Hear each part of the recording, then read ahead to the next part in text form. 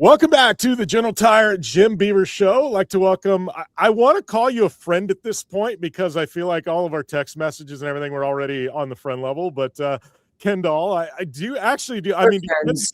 do friends call you Kendoll or do they just call you Kendoll? They just call me Kendoll. All right, you're going to be Well, Kendoll. funny enough, my grandma calls me Kendoll. I'm like, you Really? have to stop doing that. Yeah. I'm like, please don't do that. She's like, but it's your artist name. I'm like, yeah, we don't have to do that, grandma. Thank Yeah. you. It's kind of weird, Grandma. Yeah, just a bit. Yeah. Well, I would say, how did Kendoll come about? But obviously, your name's Kendall, so it just kind of morphed into that. Yeah, I wanted a smiley face in my name. So the O is a smiley. Yeah. I It will has, say, it has nothing to do with the Barbie doll. yeah, your logo is freaking awesome. Like it's kind of Thank got that punk rock vibe, and like, yeah, it could be used any other way. yeah. Yeah, I came up with that when I think I was like 15. In, like, a garage with my friends, so I remember when that happened, but So when did like I mean, so I know it's kind of cool. Like there's so many parallels in my career and your career. It's just different industries, but it's like, so when did you kind of get started in music and realize, all right, I might actually be able to make a run at this?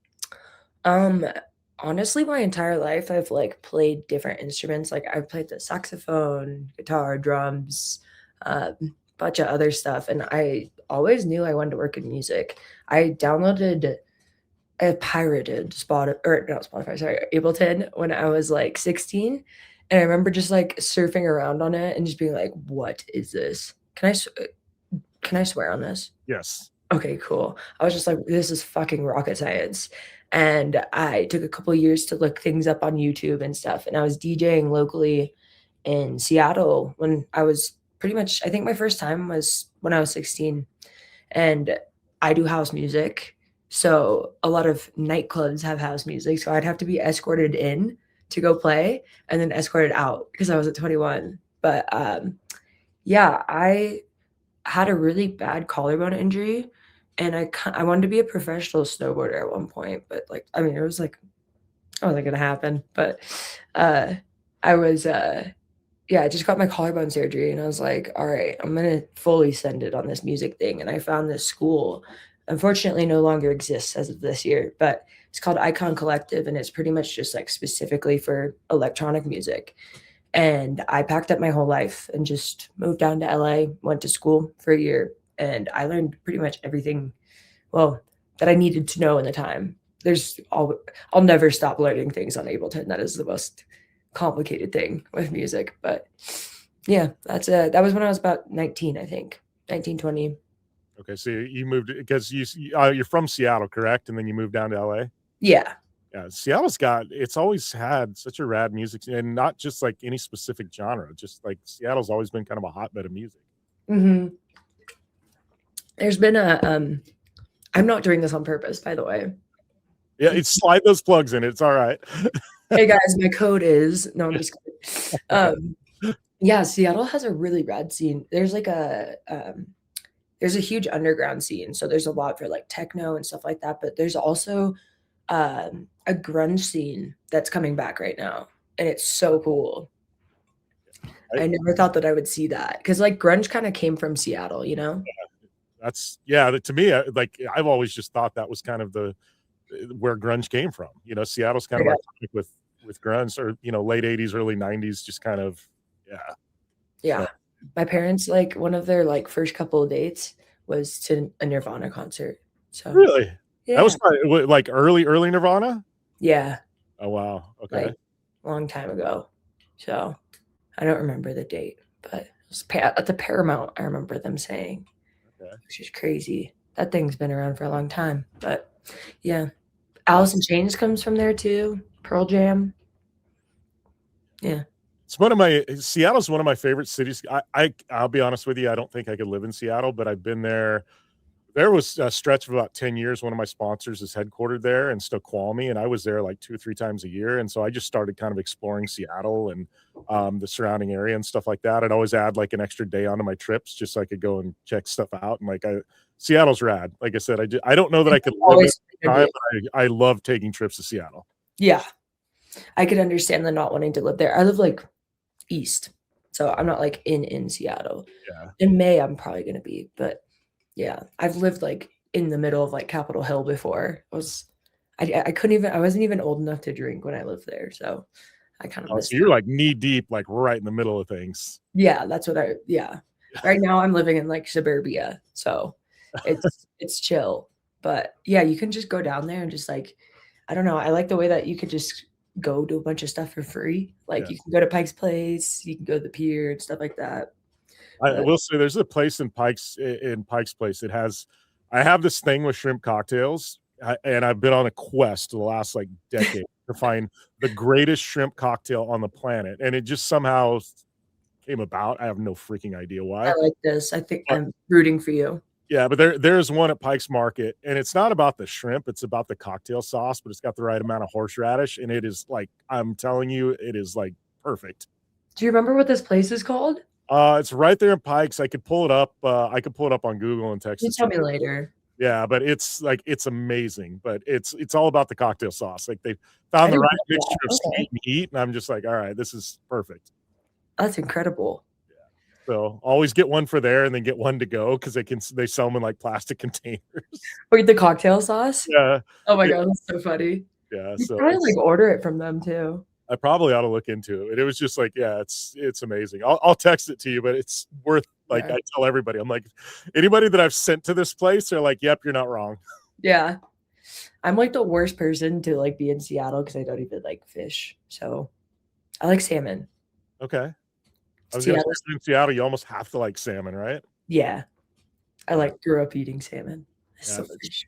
What is the one place I've been over there and they've got all the locks and stuff like that, and you can I don't know, you can check all kinds of stuff out. Like I said, I've explored Dude, Seattle there's quite a a bit. gum wall. It's disgusting. Do you The know what I'm gum talking wall?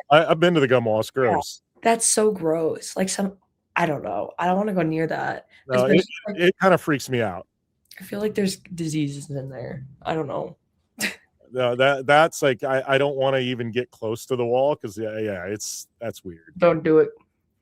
That's Yeah. weird. So I guess let's circle back. Snowboarding. So you wanted to be a pro snowboarder. It kind of ties in with a lot of everything you're doing. I know, like we've got the Apres Tour that you're on right now, and like you were telling me, it's like, oh, I needed to find a way to snowboard professionally and get my snowboarding paid for, and here we are, right? Yeah, it's, like, straight up a hack.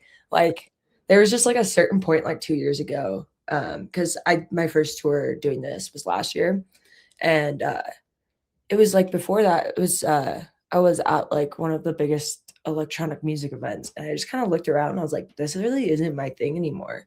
Like, I don't wanna, like, just the same you're touring around doing the same festivals in America, the same stuff over and over again, and it just, like it gets kinda lonely sometimes and, like, boring. Like, I've probably been to every city in America at this point not e okay, whoa. I've been to every state, I think, just about. But, it's That's like I right. I'm a 41, I think. yeah, I honestly need to go through that. See, the thing is I don't even, like, remember some of the places that I've been because it's like with the traditional touring, I fly in, go to my hotel, play my show, go back to my hotel, fly out. It's like I'm never really, like, experiencing the places that I'm at, and I'm just doing it alone. Yeah. And this time it's like, we're like, "Okay, we're gonna go snowboarding for, like, 2 days before and then, play the show, ride the day after, meet a bunch of friends and stuff like that, a bunch of locals, and yeah, and get paid to snowboard."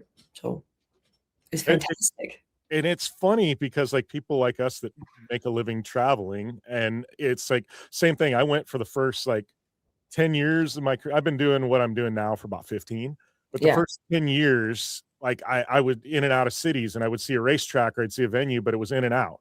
You'd see a hotel room, maybe a bar, and and you were just in and out. And about 5 years ago, I went, this is dumb. I've been to all these cool places, and it was like I had to have a meeting in New York City, and mm, I'd never been to New York City, and I'm like, there's no way I'm going to New York City for 24 hours. So I went and I just like I yeah. was like, I'm staying for like 3 days, and I was on my own, and I wandered the city, like, just but it was so awesome, and I was like, "All right." So now it's like I try and pack in extra days. It's like even at X Games next week, we're gonna talk about that. I'm trying to pack in an extra day just so I can still ward at Aspen. It's I'm like if gonna I'm going join that you then. Let's what's do that? it. I'm gonna join you then. Let's do Yeah, it. I'm trying to figure it out. Like I'm like, but I just need to stay in it because I mean, it's an all expense paid trip to Aspen. Like, why would I not snowboard? Right. Yeah, that's what we're thinking too, me and Yeah. my team. So Yeah. we'll have to sort through that off air, but Yeah. yeah, but no, it's one of those, like, I don't think people realize, like, life on the road, it's kind of, at times it's lonely and stuff like that, and but it's yeah, I've got a bunch of states, and I'm like, "I need to revisit these," so I Yeah. really remember them. No, straight up, yeah.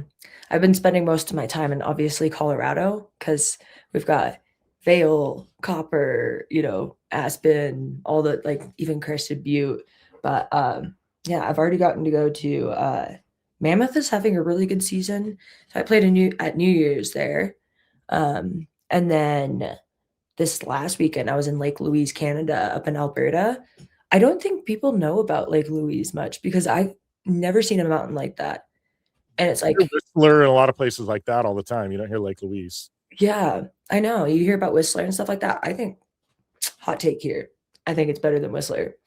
It's like crazy, but the show was like sold out and uh we just had so much snow and just got to ride for like 2, 3 days straight. So cool. But yeah, there's a lot of places that I'm like trying to get around to this year that I didn't get to last year?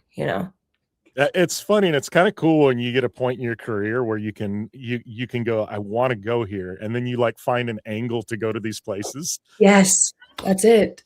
Like, I have my list, and it's like, I got an angle. I gotta get an angle here where I can go and, like, Yeah, sometimes how do I, like, maneuver this into getting an all expense paid trip to Japan? well, there's times too, like, I'll have friends that are in the industry and stuff like that, and, and we'll, like, privately talk about day rates and some of that other stuff, and I'll be like, "Sometimes I really wanna go do something." I'm like, "I'll do it for very little money just because I wanna go." Same. Same, same, same.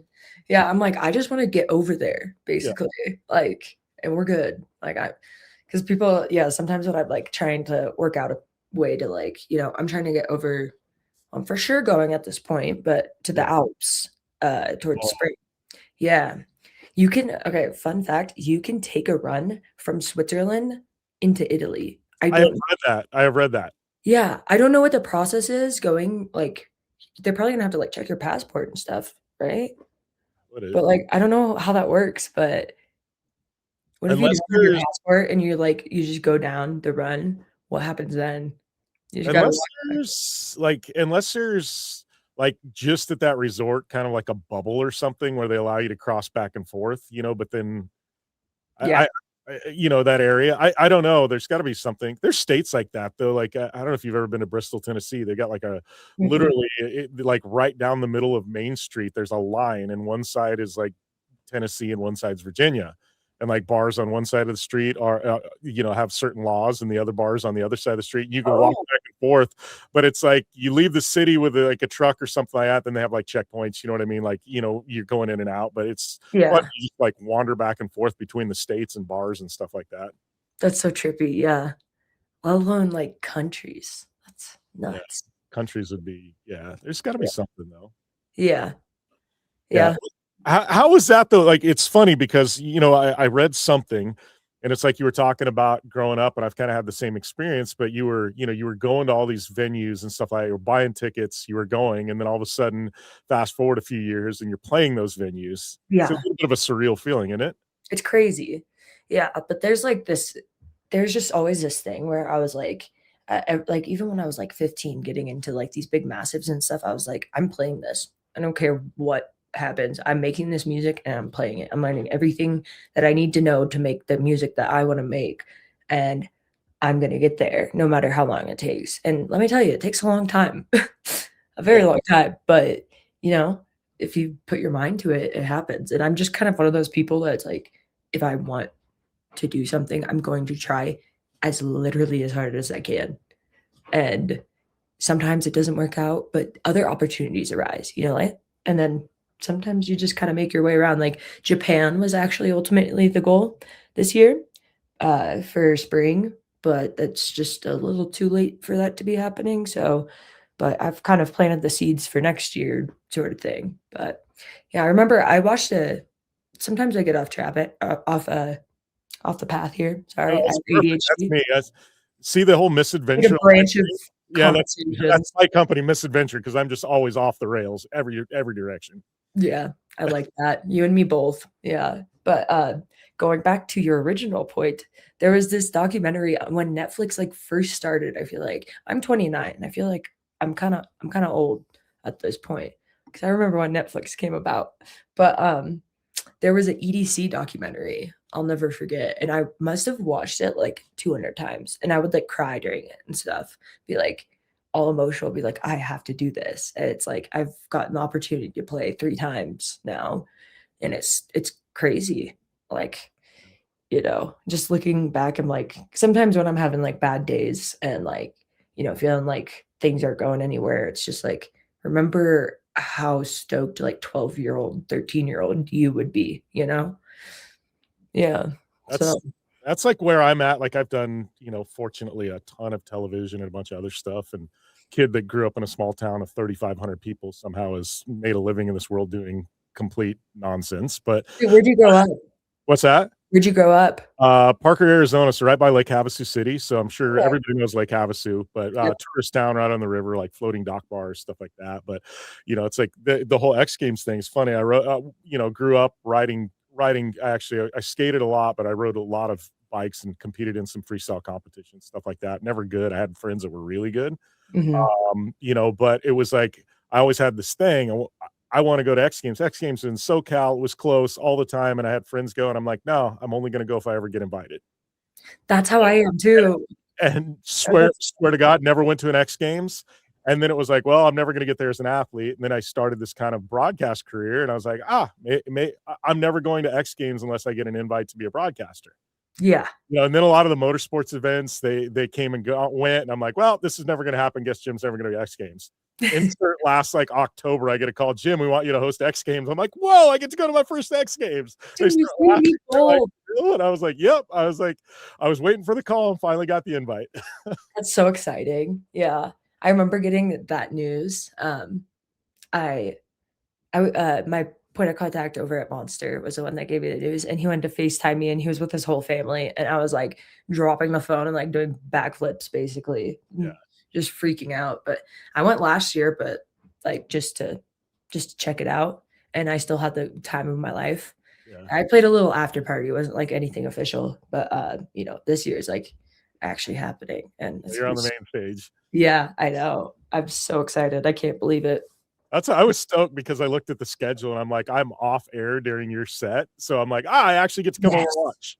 Let's go. You gotta be on stage. You gotta get up on stage with me. Well, Uh, that you would can be be my backup dancer. oh, Like, you don't want me dancing, but I will definitely come on stage. okay, cool. So Yeah. it's funny. Actually, one of my favorite moments of my career. It's like everybody's like, "Oh, what's one of your favorite moments?" So I've got a lot of friends in music, and one of their bands was playing the Whiskey a Go Go, and he goes, "Dude, we want you to come and MC at the Whiskey." And I'm like, "I'm in." He goes, "We've got no money." I go, "I'm in." And Doesn't matter. he goes, "I got you a hotel room," or he goes, "You can stay in the house, the condo above the rainbow." But he goes, like, "That's paid for." But he goes, "We got no money, but come MC at the Whiskey." And I was like, being on stage at the Whiskey a Go Go was just like something special. Like holding that microphone where Motley Crue and Kiss and all those bands have played. I'm like, that was freaking awesome. Yeah, that's awesome. You gotta take those opportunities, And, Yeah. like, if I'm like, "Hey, if I have a place to stay, like, and I can get there, let's do it?" It's all about those experiences. So how did things with Monster happen with you? Obviously, Monster's got a big, got their hand in the music scene quite a bit. But how did things with Monster happen? Actually, the craziest thing ever, it was, like, a little bit after COVID, I wanna say. Yeah, when I honestly just got, like, a cold email from somebody on their team, and I thought it was spam, and I forwarded it to my manager, and I was like, "Hey, just wanted to, like, double check, this seems like like spam," but, um, I got this email, and it was basically that they were interested in picking me up for, it was this brand specifically. I'm on the music team now, but I was originally just sponsored by this brand, and, my manager hit me back, he's like, "Nope, that's real. That's a real employee from Monster," and I was like, "What?" And, they just really liked my, like, kind of chaotic and style of, marketing, I guess, on Instagram and social media. And it actually just like worked perfectly because I skate, I snowboard, I do have that like kind of chaotic brand that's very crazy. But It's authentic though, and that's what they go yeah, for. You know what I mean? There's authenticity to what you're doing. exactly.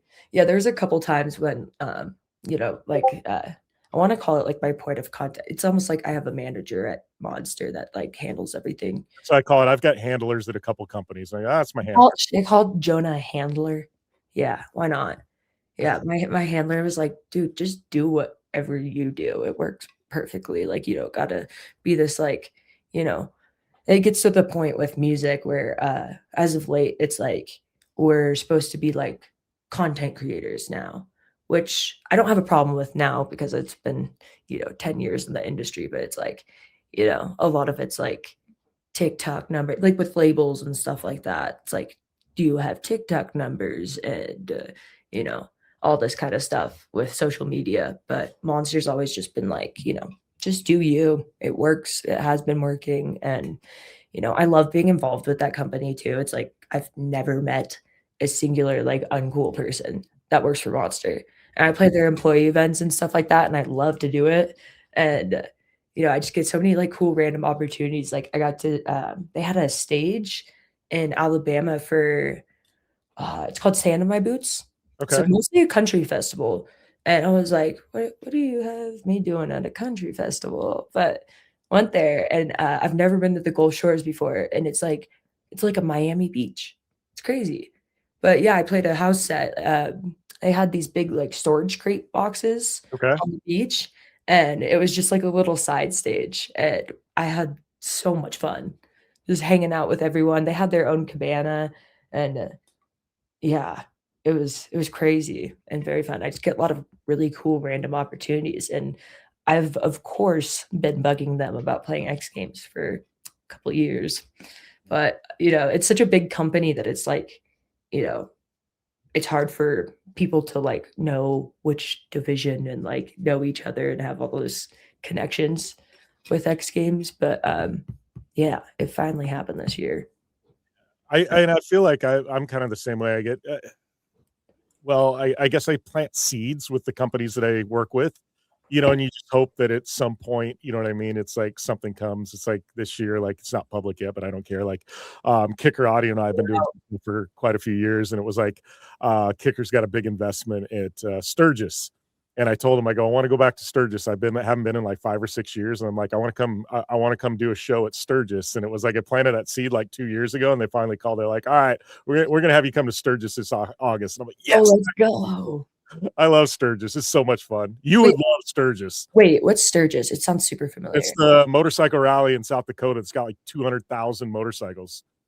I wanna go so bad Yeah, already. it's nuts. It's like a town of like 2,000 people, and all of a Really? sudden, like 200,000 bikers show up. Oh my gosh, that's crazy. So you It's get to go this year?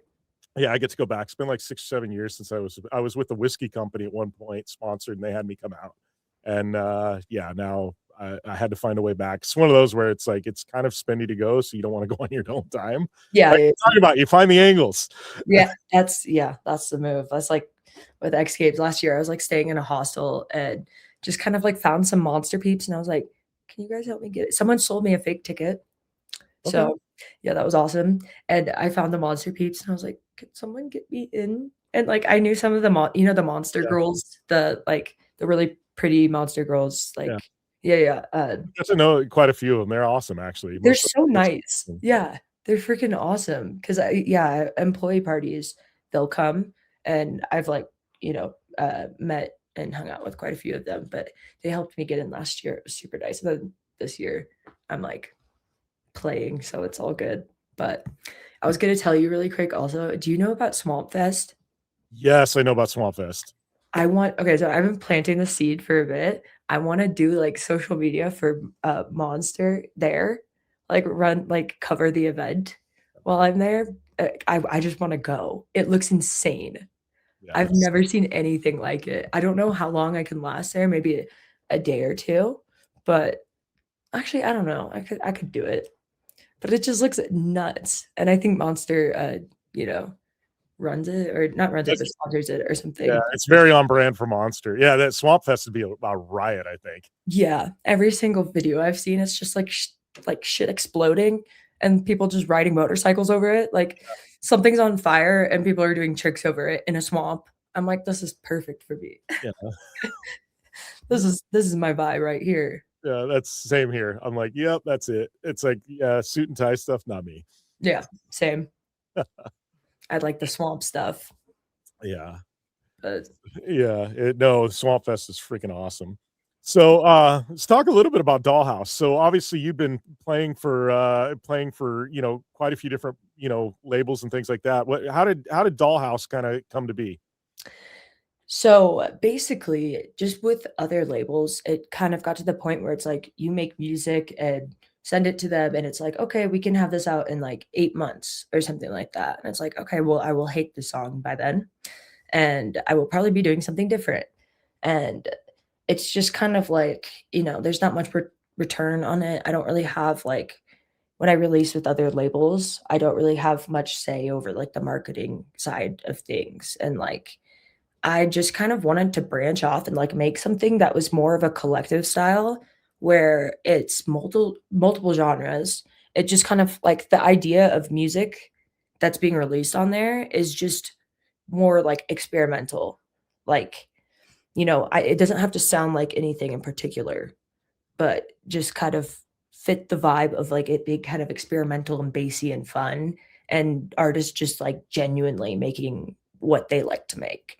So that's kind of like what my angle is there. And I want to do events that we're actually gonna be, I can't really announce it yet, but I'll just say we're doing something along the lines of like having a rail jam happening while a bunch of artists are on my label are playing and having it live streamed. So kind of combining that like extreme sports world and just like having a different aspect to like a different event going on mid show. So it's like you're listening to music, but there's also this thing happening, this crazy thing happening, and it's live streamed and just kind of making cooler, eclectic like shows, basically.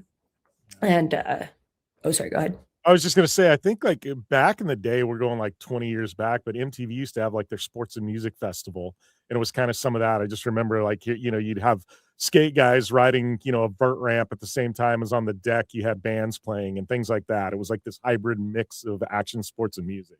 Yeah, actually, the last thing that I ever played before the Apres Tour, that was when MTV owned Snow Globe, Mhm. and it was I was playing it and they had a giant like jump that was going on and they had like big pros and stuff doing jumps while it was going. And that was MTV and that was like the last year I think that it was happening.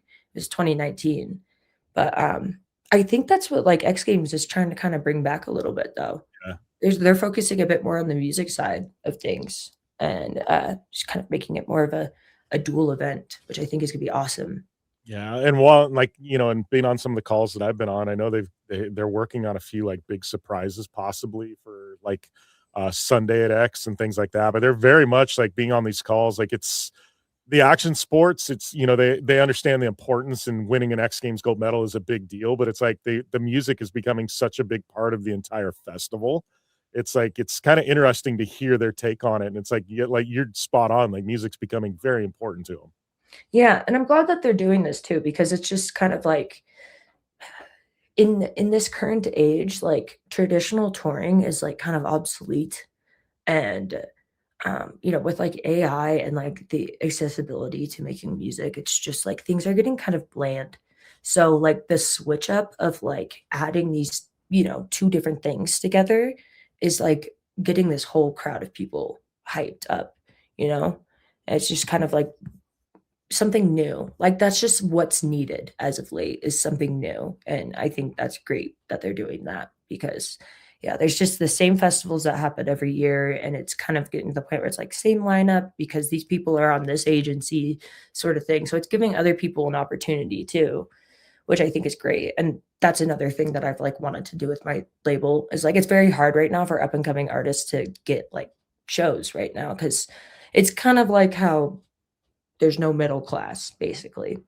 There's like the underground and then there's like the A-list DJs that are getting all that stuff. So it's like, I've had a lot of friends like they're like, well, I have to go get a job and like I like this is not working out anymore sort of thing. When it used to be like there's a lot of labels and companies that was putting things on and or putting new artists on and that's just not really happening anymore. So I've noticed that there's like a hole that needs to be filled right now and that's kind of what I'm trying to do too with Dollhouse. I'm noticing that it takes a very long time to do this.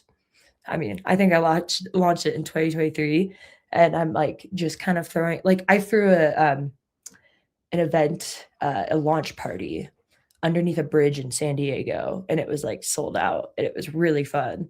But throwing kind of like my first like actual like totally like what I want to do with like, adding snowboarding into it and this year. So yeah, I'm really grateful for that. But yeah, there's just kind of like this need for like just something different rather than you're going into this venue, you're facing the DJ, he's completely inaccessible, he or she is completely inaccessible and like I don't know, there's just not much more to it. People are Well, getting I bored. feel like there's a lot of rinse and repeat to it too. It's like, it's the same thing every time, and it's like, I don't know. I completely understand where you're at.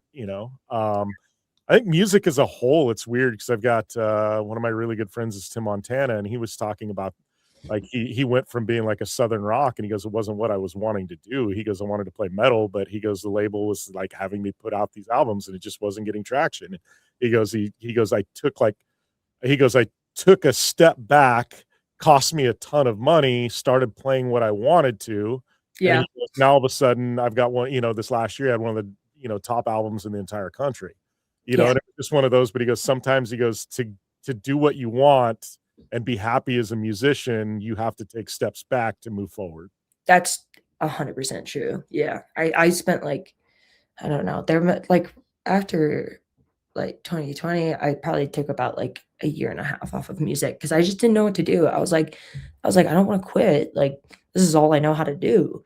But it's like just kind of reimagining like, you know, how I see touring and music and like also having this label gives me freedom to make what I want. And they got to a certain point where it was like, you have to make this kind of music so that you can go tour with this person. So you can, get this like certain crowd that seems to do well, but it's like it's never like create your own thing. So I just kind of like dropped off. Cost me a lot of money too, honestly, but I I'm way happier now. And you start to see little things working, and it's like okay, this is you got to keep going. Like say for instance, right now I'm on like I'd probably say 6 hours of sleep in the past 2 days, and I've been home for like one day.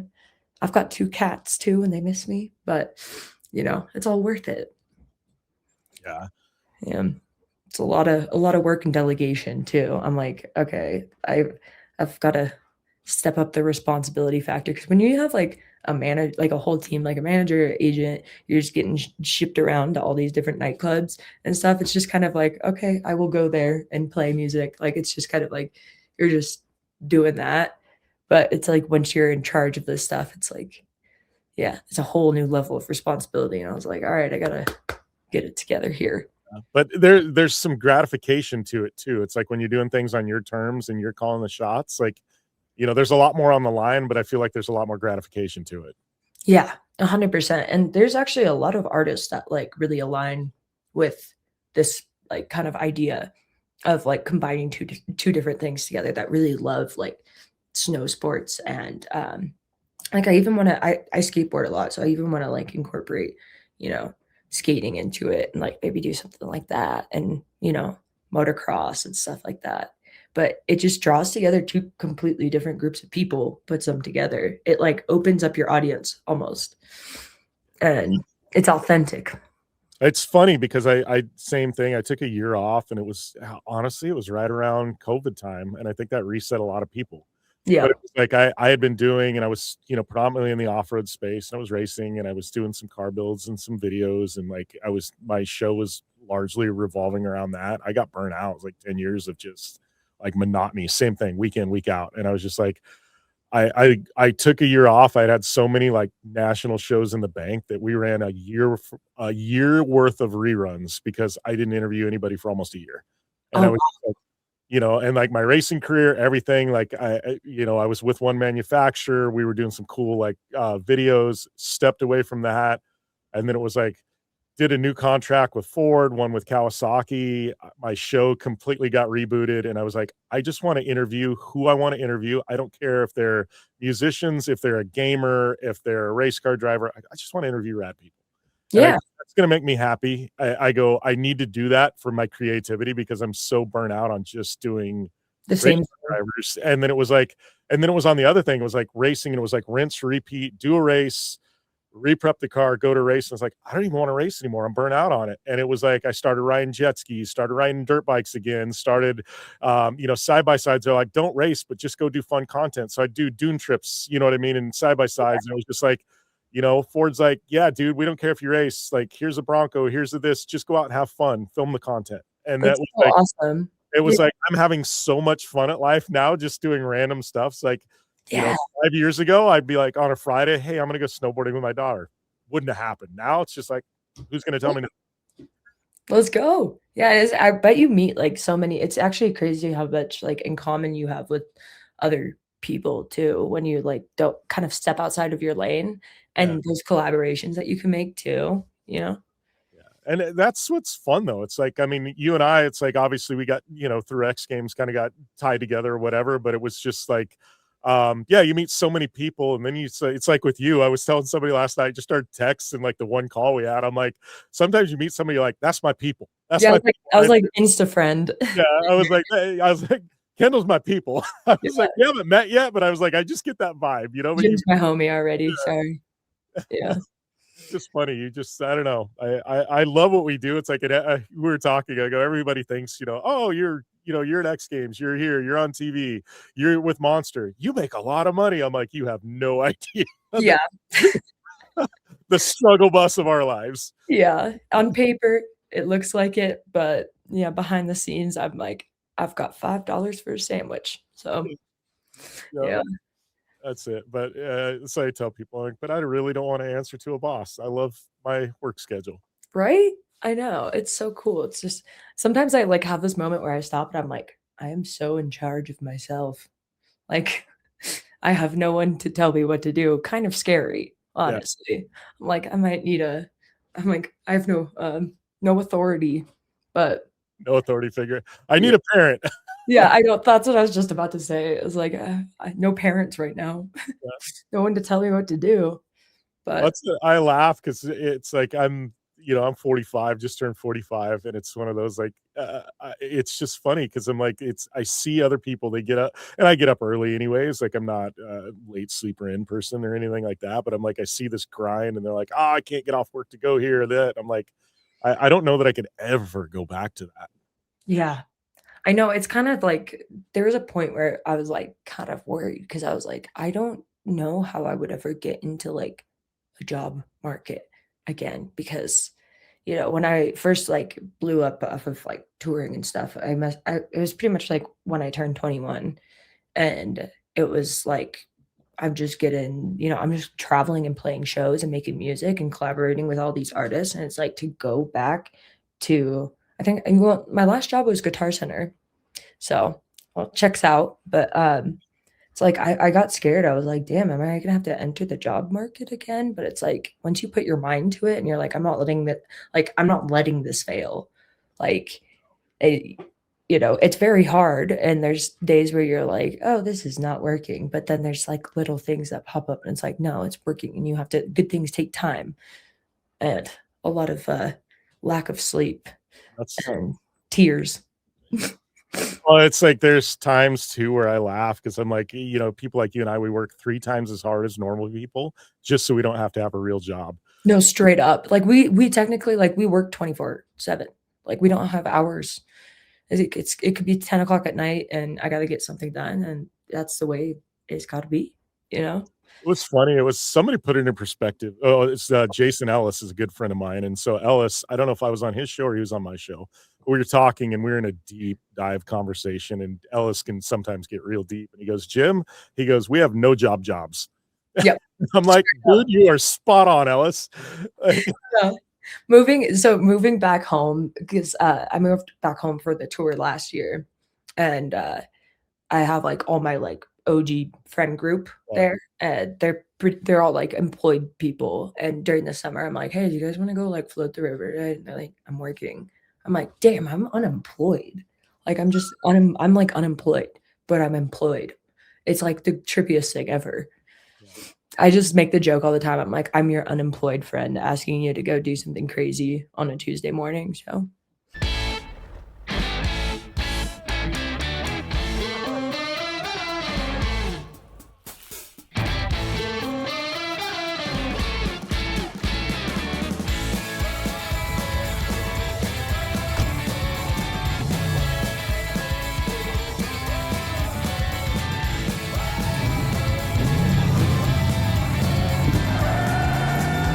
For whatever you do, General Tire delivers.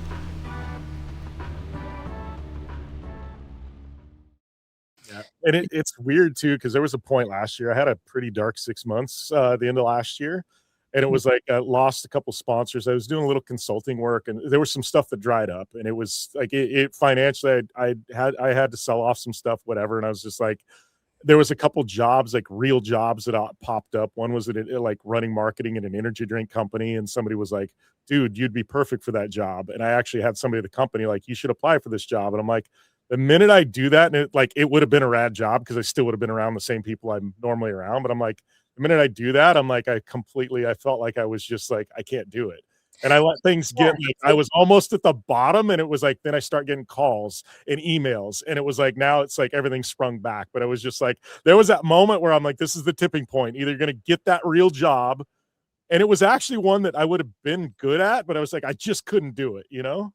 yeah, it's like a test almost. It's like, "Are you gonna quit now, or Yeah. you gonna keep going?" I kinda had that too. Like, I've, been debating, like, working in, video games and, like, doing, like, sound design and, like, scoring stuff and, like, working for an actual company, having benefits. I was like, "That might be nice." Like, the second I do that, though, it's like, it kind of I feel like it just takes away all the energy from the creative work that I would put into what I'm doing now. And, yes, there's less return on what I'm doing now, but, I'm financially, but fulfillment, like, life-wise, there's a lot of return, like, just so like, I'm looking back at every single tour stop that I've had so far this year, it's like, it feels like a different month almost, like, it's, like, 4 days. It's so many people that I meet, so many experiences that I have, and it's like I would trade it for the world, you know? Looking at your tour, like with the date, I mean, you're going to some rad place, you're getting to snowboard, but it's like, it's not the most grueling tour. Like it looks, I feel like you've put like, you're not playing a lot of back-to-back nights and things like that, where you're like 5 nights in a row. I feel like you've set yourself up with the way you scheduled out the tour where you can actually like breathe. Yeah, and I can, like, have fun where I'm going. Because something that I learned last year is that traveling in these areas is far different than going to major cities. So, that's what I've learned, and to kind of give some space in between those tour dates to and also, I have a videographer with me, and which is honestly basically a tour manager slash just partner in crime sort of deal. Um, Really good photographer, videographer. We're starting a series on YouTube. Uh, that's just like I just noticed that there's no like vlog style content on YouTube anymore. Like we were trying to find like reference stuff. There's like Very overproduced. Everything's overproduced. yes, yeah, and we've got, like, dad cams and, like, with, like, fisheye lenses and, like, some stuff is shot, like, professionally, but, like, she has, like, 6 cameras, and we're just filming, like, all the funny stuff that happens behind the scenes, some show content, and a lot of snowboarding and all the, like, funny travel stuff that's going on, and it's completely interesting, and, like, I'm really excited to kinda get into that side of things because yeah, everything that's a really good way to put it, that things are very overproduced. Like, just even with, like, a lot of, like, bigger artists, it's like a lot of, I was reading this article, and a lot of, like, listeners and fans feel like a massive disconnect between the artists that they listen to because, it's like a lot of people have, like, managers running their pages, like, social media managers running their Right. pages, stuff like Oh, that. Yeah, and they don't feel a way that they can connect, and it's like, I kinda just had to, like, drop the way that I'm perceived on camera and just like, like there's a bunch of like stupid shit of me, like videos of me on this series that we're about to release, but we're doing it for like each tour stop. And it's like, yeah, I mean that's me, but it's a little scary to put yourself out there, but yeah, I just feel like there's not a whole lot of people doing much of that these days. no, and everybody's so and obviously I've got, and I tell people like I've got my social media, um, you know, I've got my social media and then I've got, stuff that I hold back, you know what I mean? And it's like I've got this, it's like my wife and daughter, you will never see them on my public social media. Uh, Yeah. and it's like they've chosen, they're like, we don't want that. We don't want to be on there. They're like, just go and do you. Fair. And it's like, so people that know me, but I have a lot of people like, oh, I'm like, no, my wife and daughter, you're married, you have a kid, and I'm like, yeah. And you'll never meet them. Well, it's like funny because they're actually good friends with a lot of these people, but it's just like they want to remain off camera. They're like, we have zero interest in being on your public social media. That's super understandable. Yeah, my dad's, he is also in the media world, but for football, and for the longest time, I just, like, went by my middle name because I was like, "I don't know if he's gonna do something stupid, and I don't know if I'm gonna do something stupid, and God forbid both of us go down," you know? Yeah. Oh, yeah, but he does a radio sh I don't care anymore, but he does a radio show for, the Seahawks. Okay. So, yeah, he's in the NFL world, but he's a great dude to talk to when it comes to that kinda stuff. I was actually, like this is a little bit of a vulnerable, story here, but, the night before actually leaving to come here, I was just like, "I can't do this. I am so tired. I don't know if this is working," and, uh, my dad came and just gave me advice, and he's like, "You're a tough cookie," and his way of showing me, all of his references were in football terms because he used to play for the Seahawks, and all of his, like yeah, he's like, "You're at the 3rd, uh, it's 3rd and 5, and you just gotta make it past those 5 yards." I'm like, "Oh, okay, this makes sense, okay, but this is so dumb." And he showed me this video of Lieutenant Dan from Forrest Gump, Oh gosh.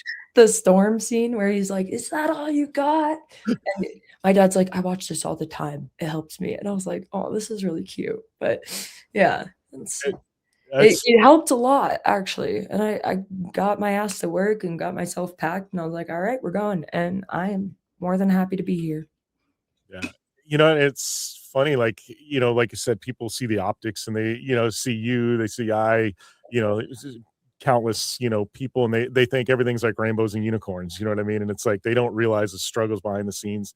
It's one of those, like I was in a bad spot. I was with a company and it got really bad. And like I was never one of those big time mental health advocates, but I got into a bad situation for a couple of years and it got really toxic and Yeah. I was just I wasn't sleeping at night. It was bad, and I finally like separated myself from that. And it was like it took me, I was in a fog for about 6 months because everything was so twisted up.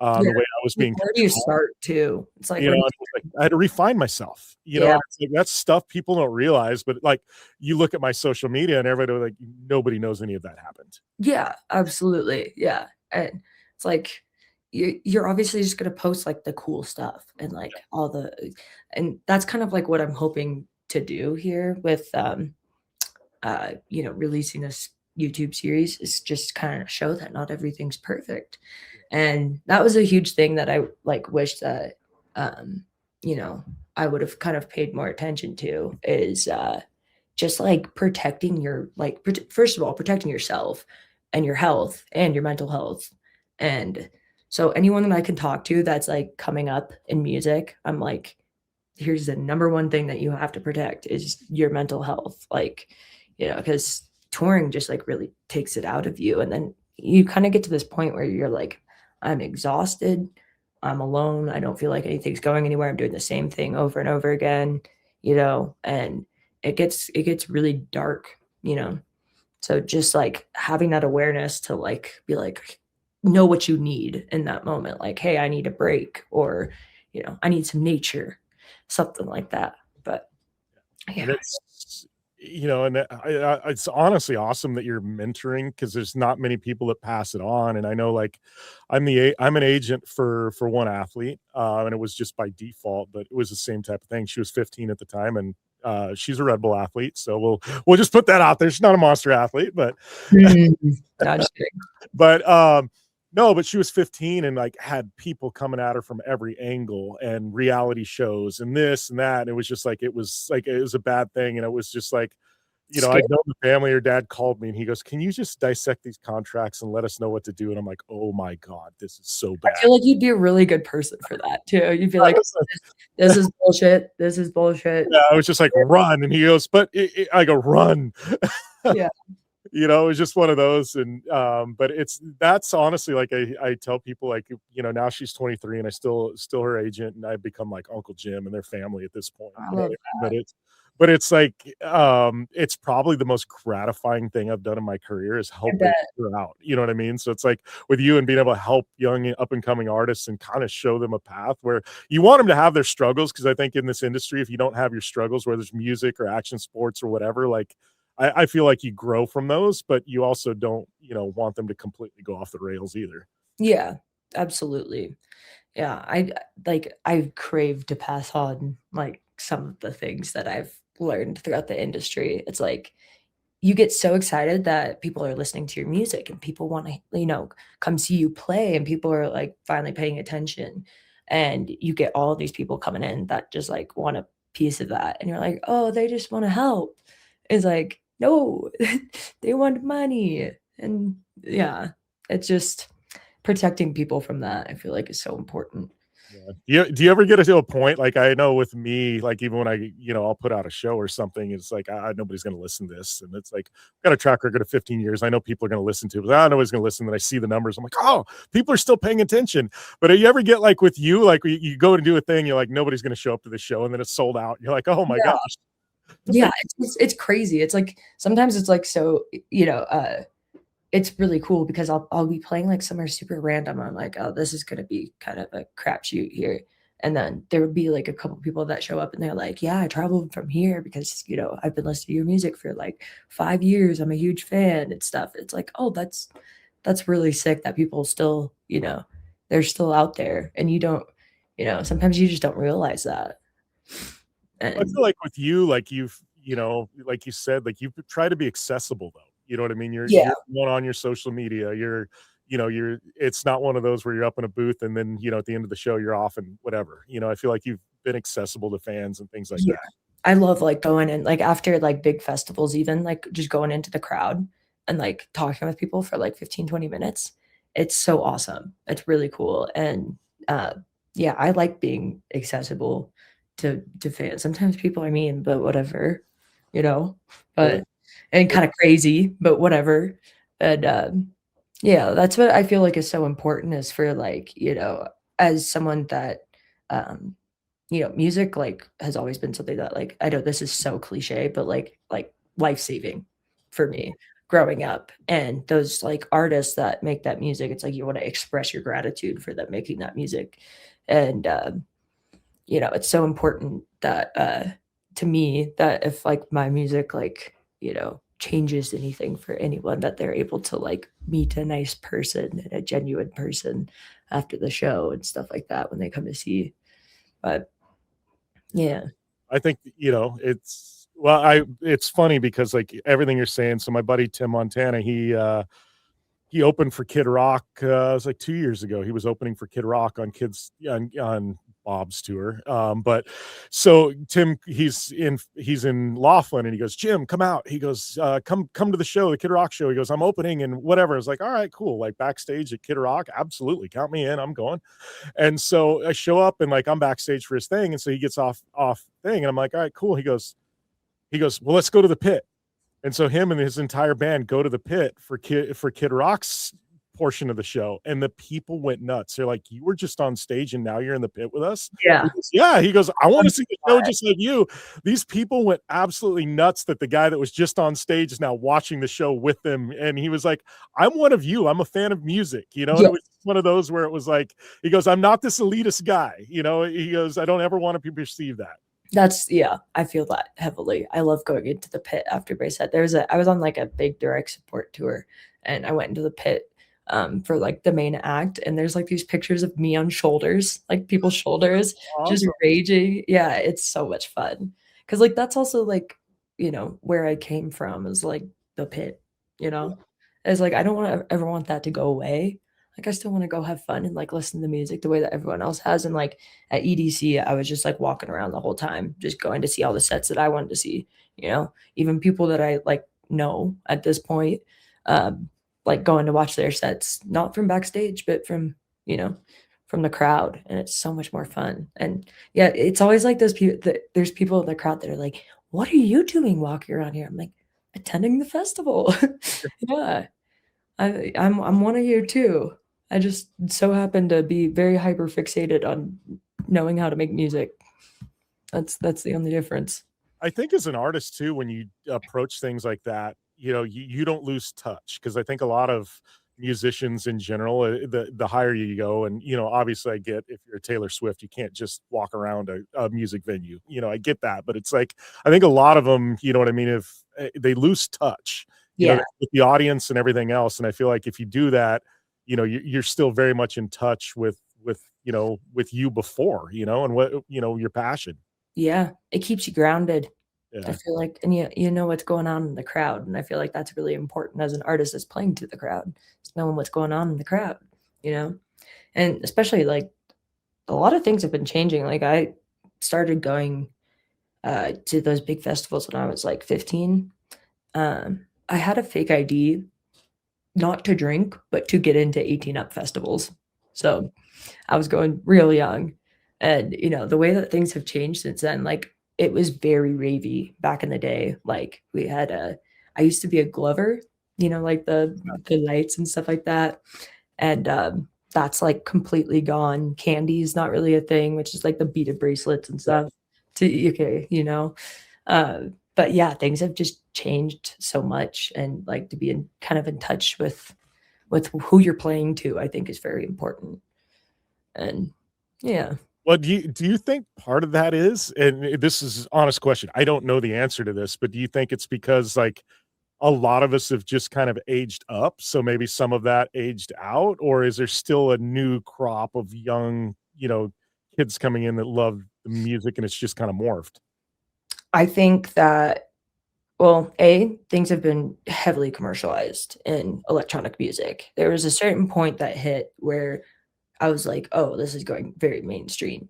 And I actually like the time that I came up as an artist was like the best time to come up as an artist. And it's very hard now, but there was a lot of like big massive companies that were like no flow toys, no candy, like they were kind of banning things that kind of made the rave scene what it was. Yeah. And um yes, people definitely grew out of it, but the people coming in, like, if that's not there, then they don't know what the original rave culture is, like, it just hasn't really been kept alive at all. I haven't seen it anywhere.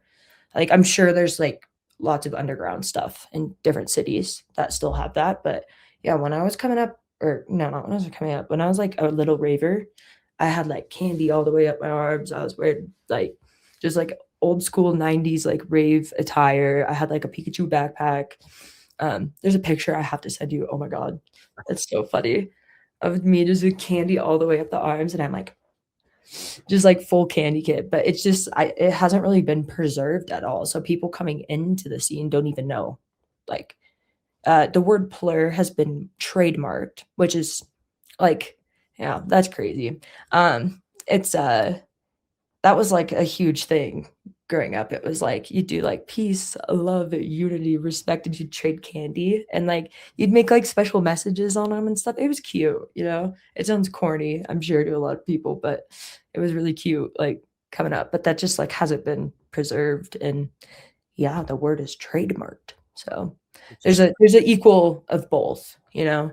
But it's just funny that it's actually trademarked because I've trademarked quite a few things and I've seen like struggles people have had to get certain things trademarked and stuff like that. Like there can be something completely random. They won't trademark it because it's widely used and things like that. And then to hear that Fleur is trademarked, I'm like, how did somebody get that trademark? Because it's so widely used. Normally they don't allow that stuff to be trademarked. It's crazy. It's also really ironic if you think about it. Yeah, because it's complete opposite. Yes. Yeah, I won't say, but it's like a company that like runs most of the electronic world that decided to do that, which is crazy. But yeah, I feel like figuring that out, I was like, this is like a perfect indicator of the times right now in electronic music. But yeah, they definitely were trying to do that for a lot of years and succeeded. I don't know how all that works with trademarking something like that, but it seems hard, especially with that. That was, like, widely used among, like, the entire world that, like, raved, you know? It's Well, crazy. that's the thing, like, yeah, trademarks aren't easy to get. It's like I'm going through one right now with Misadventure, and it's like it's been a process of, like, 18 months. You know Yeah. what I mean? Like, there's a lot of, like, when did you use it? How did you use it? Is they search as anybody else? That's why I'm going, like, to me, it's mind-blowing that that's actually trademarked. Yeah. Yeah. I don't know anything about that kinda stuff, and I need to. I'm trying to exercise my business brain a little bit more because 'cause I'm a very type B left brain person, and I'm like, "Okay, I have to have, like, a little bit of the business side of things in there," but yeah. I That's gotta why that's where I laugh. I go, like, I've actually got a business and marketing degree, and it's like 95% of my life, I don't use that degree at all. Really? There's, like, 5% where I actually use quite a bit. Okay, yeah, where it comes in, like, super handy. Yeah, so Yeah, I bet. Yeah, it's crazy. well, we're over an hour now. I'm like, you and I could probably just randomly talk for another hour, but, We're over an hour? That's crazy. yeah, it's pretty nuts. I'm kind of in, like, stupid mode right now too, I apologize. I woke up in, like, a frantic and had to go take care of a bunch of basically put out fires, and, yeah, I didn't sleep at all the night before going to my flight and had one of those, layover situations getting into Vail. Yeah, Oof. if people saw the dialogue, our text dialogue, it would be hilarious. I know. Throw it up on the screen. I think it would be pretty funny. Well, like, that's past cocktail hour, I can't do that. I was like, "Alright, fair," honestly. It was one of those days yesterday, and I have. Well, it's funny because I I hadn't talked to my dad. I talked to my dad, but hadn't talked to my dad. Like my brother and sister don't live in the same town as my dad anymore, and so it's like my dad. We just circle up a couple times a week, and I Yeah. hadn't talked to him, like really talked to him in like a week. How's things going? This and that. So it was like I was also going to meet him for a cocktail. So there was that. So, Yeah. but Yeah. So and I'm gonna be gone, there's like, a lot going on. yeah, I'll be gone like the next month. Like I think I told you I'm at home 5 days in the next like month. So Yeah, you did say that. I have like a little bit of a break after X Games, and I'm gonna do nothing. Do nothing. you say that, and I know I know that's not happening. Yeah. I was like, you say that, and it'll last for like a day, and then you're gonna be like, all right, what can I do? Dude, I get like unproductive anxiety. Like I can like rest for a day and then I'm like, all right, I'm not doing shit and I'm getting freaked out here. There's like always something that you could do, Especially with like being in charge of yourself. It's like there's always something to do. And it kills me because I'm very bad at chilling. So There is that's the funny thing. Like I have a list of stuff, like, and it's on a pad of paper, and I just scratch them off as I go down the list. And I'm like, and some of them are stuff that doesn't need to be done for 6 months, but it's like there's always something on the list. It's like yeah. I know that there's something there, and I've tried to be good. Like I've actually been really good. Like it was one of those things when I rebooted myself. I'm like, I need to be more present. And it's like in the evenings, like I try and not do work. Like I'll text friends and whatever, but it's like I try not to do any kind of work. It's like weekends, try and like enjoy life a little bit, because it's like That's a really good idea. Just like be present and enjoy the fruits of your labor a little bit. because I'm like at the end of the day, like what's all this for? You know what I mean? Like Yeah. You look back and it's like, oh, I just worked the whole time. It's like I didn't have any, That's why like the times that I get to snowboard and just like hang out with friends, like that's not working at all. That's like the funnest part of all of it. But at the same time, we're like filming for the YouTube, and it's like unintentionally, to me, that's not worry. Like I'll take my RV out and we go camp, and I'll ride dirt bikes and UTVs and stuff like that. And I'm filming. Next time. What's that? Bring me with next time. Anytime you want, we go out off-road with you. That would be so sick. I got a fleet of Kawasaki UTVs. So honestly, they're tied in with Monster. I could tell them, Cowie, come out, bring a couple things. Like that's easy. We'll organize this. It'll be fun. Yeah, we got to do something together. I think that would be really fun. That'd be rad. We'll schedule this. That's a no-brainer. But okay. Yeah. It's like when I'm on a dirt bike or I'm snowboarding or skating or riding jet skis, like to me, it's like my brain shuts off. I don't think about everything. Yeah, it's like when I'm snowboarding, it's like I feel like I'm just like flying and all thoughts just go whoosh. It's like the most like highest level of peace I can attain, honestly, at this point. Well, it's funny. I actually, so I've wakeboarded, skated, and surfed my entire life. I'm a desert kid, desert rat. Yeah. I didn't start snowboarding until 3 years ago. And I was 42 and learned to snowboard, like started out on the bunny hill at 42 with kids, you know what I mean? But it was like, those are like, and then I got into, I thought it would be easy because I've done every other board sport you can imagine, and some at a pretty high level, surfing, not that great, but I can surf. But it was like, I was like, snowboarding will be easy, dude. There's really nothing that translates. No, nothing transferable. I ride vert skateboarding. Like I don't do much street stuff. I ride like half pipes. Like my last LA house, I built my own half pipe on my own. It took me 3 months. It's beautiful. I only got ridden like 3 times because it rained, but it was I don't know, none of that. Like sometimes like the shoulders and turning kind of like gets in there a little bit, but it's like completely different. And I thought the same thing too with surfing, because I grew up wake surfing and wakeboarding. So I grew up on a lake, like near a lake, and that's what like my whole high school did. And I just thought that like it would transfer over really easily, especially the wake surfing thing. But for me, it's like the getting up thing. I'm terrible at surfing, and it kills me because I feel like I'm good at every board sport except for surfing. Surfing's difficult. Like it's hard. I say I can surf.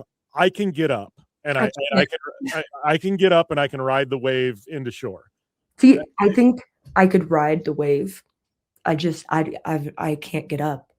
I haven't honestly, I haven't like tried that hard. Maybe I should try harder, but I just start on a big foam board. Have you tried that? Okay, so that's a funny thing. He's like, oh no, I want to do tricks. And so I started on a short board. Yeah. And my friends that surf are like, you're not going to be able to even do that. And I'm like, no, I wanted shortboard. And I didn't listen to anyone. And yeah, they were right. And I just kind of never gave it much of a chance. And I moved out of LA, so there's not much time to go surfing. So That's me. I surf maybe at tops once a year. Like yeah, it's, you know, I get too many other things, but yeah. For summer, that's like I'm skating and wakeboard, mostly wake surfing the whole summer. it's funny. I've got into wake surfing. I actually used to wakeboard all the time at a really high level. But like as I got older, like it's so abusive on your knees. So I actually started wake skating a lot. Wake skating's so much fun. Wait, what's wake skating? So wake skating is same as wakeboarding, but you've got basically a board that's not attached to your feet. So you wear tennis shoes. What? I've never heard of this. Wake skating? Yeah, I'll send you videos like wake skating. Videos. That sounds fun. It would be probably completely your jam. Like Yeah. it's so yeah, it's literally just wakeboarding, but you've got the board. It's a little bit thicker and it's got foam on the top. Some guys put grip tape on it, and you wear shoes. Oh my goodness. Okay. So It's yeah, fun. so Yeah. it's kind of a hybrid of wake surfing and wakeboarding. Okay. It would be I've like seen those boards that like are like powered, you know? oh, That those are awesome. So Yeah. my buddy Mark Gomez here in Lake Havasu, he's got a couple of them. So if you ever Yeah. actually wanted to try that, we could set that up. It sounds like we should have a lake day. Yeah. A lake day and then a off-roading day the day after in Arizona. Surf and turf. Yeah. Surf and turf. I love that. That'd Yeah. be fun. We will get something on the schedule. Yeah. Did we just become best friends? There's actually a rad event. I'll have to send you the dates on it. It would actually be one. I'll talk with a guy that puts it on. Maybe we get you out to play it. It's called Run What You Brung. It's a jet ski regatta, but it's all stand-up jet skis, and it's everything from like old ones to new ones. Like, but it's just like a lifestyle festival for jet skis. But it's such Yeah. a good time. Oh my god, that sounds so fun. I Yeah. love jet skiing. That's another thing. Yeah. Yeah, it's funny. Stand-ups. I've ridden sit downs my whole life, and I got into stand-ups like a few years ago through Kawasaki. They're like, "Hey, here's a stand-up," and I hadn't ridden one since I was like 16, so I had to relearn how to ride it, and it's so much fun. Really? Yeah, because that was like the older style was the Yeah. stand-up, right? I've only ever ridden the sit down ones. Last time I was on a jet ski, I got lost in the lake. How big's the lake? Not big. And I grew up, and here's the thing, I grew up on the lake and I got lost. I couldn't find my boat. It was so bad, dude. I just like my friends found me in the boat, like on their boat. They found me finally, and I was just burnt and crying and just like had what's it called? Words are not coming to my brain. I just had like a bunch of like scabs all over from Oh, flying around. oh my Blisters. blisters. Yeah. And they just found me just burnt to a crisp. I was like peeling for like 2 weeks after that. It was crazy. But yeah. Sun's brutal. Like it's Yeah. actually you never would have thought. Like I've got burnt snowboarding so bad because I'm like, Dude, oh, same. it's cold, and I grew up where it's 125 degrees in the summertime, so you always slather up sunscreen. I was like, it's cold. I'm not gonna worry about it. My face just got roached one time. Yeah. It's like the UV like through the clouds can just cook you. Yeah. I've had a goggle tan before. It's very attractive. Yeah. I've learned my lesson with that one. But Yeah, you wouldn't think because it's cold out. You're like, yep, nope, I was wrong. yeah, that's how my monkey brain works. I'm like, cold, no sunburn. That's Yep. how it works. Yeah. But sweet. All righty. Well, I think we will cap this one, and I guess we'll see you at X Games here in a week. Yeah, we're gonna have a good time. That's for It's sure. gonna be lit. That's gonna be a crazy week.